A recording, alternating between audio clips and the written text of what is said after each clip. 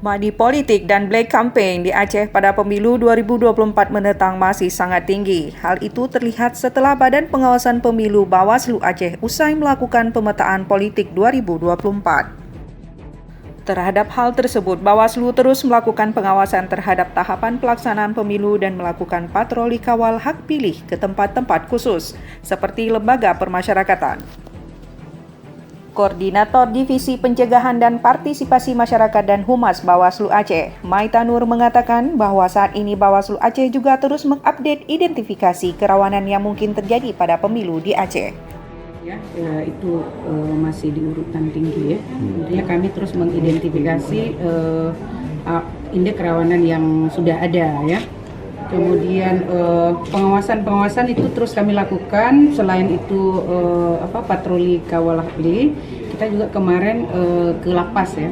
Kami ambil sampelnya kemarin lapas perempuan di Sigli kelas 2B, juga di lapas Sukun Aceh Utara. Kita mau memastikan apakah para narapidana di pemasyarakatan ini apakah hak pilihnya itu sudah terdaftar atau belum. Ya, indikasi itu kan macam-macam, tapi yang kami lakukan sekarang ini kan terus mengupdate, kemudian uji petik ya terhadap data pemilih itu. Jadi alhamdulillah itu kalau ada penggelembungan sebelumnya data-data jumlah pemilih, sekarang kita sudah bisa mensinkronkan dengan pihak KIP. Jadi misalnya hasil pengawasan kami, kita langsung koordinasi dengan KIP. Apabila data ujinya dengan KIP itu kemudian bukti otentik itu sudah sinkron, langsung di KIP dihapus dan alhamdulillah sudah terjadi pengurangan.